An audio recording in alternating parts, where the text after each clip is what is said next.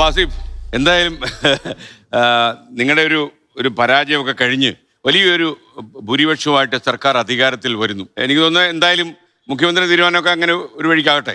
ഇത് എന്തായിരിക്കും ഈ സർക്കാർ നേരിടാൻ പോകുന്ന വലിയ വെല്ലുവിളി? അവർ ഏറ്റവും കൂടുതൽ പറയുന്നത് ഒരുപക്ഷെ വി ഡി സതീശനൊക്കെ തെരഞ്ഞെടുപ്പ് കാലത്ത് പറഞ്ഞത് അവിടെ ഖജനാവിൽ പൂച്ച പറ്റി കിടക്കുന്നു എന്നാണ്. അപ്പോൾ ആ പൂച്ച എഴുന്നേൽപ്പിച്ച് വിടണം ആദ്യം.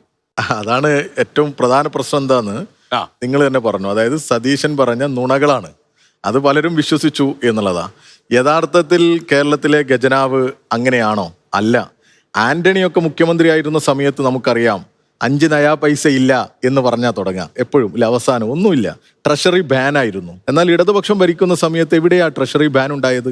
എവിടെയാ ശമ്പളം മുടങ്ങിയത്? എവിടെയാ ജീവനക്കാരോട് നിങ്ങൾ മുണ്ട് മുറുക്കി ഉടുക്കണം എന്ന് പറഞ്ഞത്? ഒന്നും ഇല്ല, അങ്ങനെ ഒരു സംഭവം ഇല്ല. യഥാർത്ഥത്തിൽ നമുക്ക് പ്രതീക്ഷിച്ച കേന്ദ്ര സഹായം ഒന്നും കിട്ടിയിട്ടില്ല. എങ്കിലും നമ്മുടെ കടത്തിന്റെ തോത് വരെ കുറച്ചു കൊണ്ടുവരിക.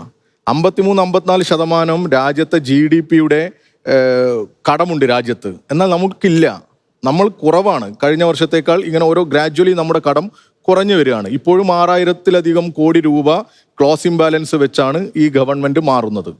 ഇവിടെയാണെങ്കിൽ ഈ ജനക്ഷേമ പ്രവർത്തനങ്ങൾ നന്നായി നടത്തി.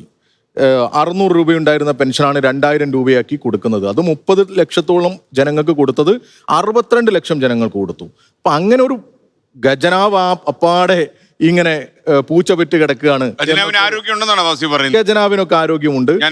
അത് ഇനി ഒരു പ്രശ്നമേ ഉള്ളൂ. ഇപ്പൊ ഈ മുഖ്യമന്ത്രിക്ക് അടി കൂടിയതുപോലെ ഇവരുടെ ഇനിയുള്ള അടിയും ഈ കെടുകാര്യസ്ഥതയും ഒക്കെ കൊണ്ട് ഇവര് ചിലപ്പോൾ കുളമാക്കാനാണ് സാധ്യത.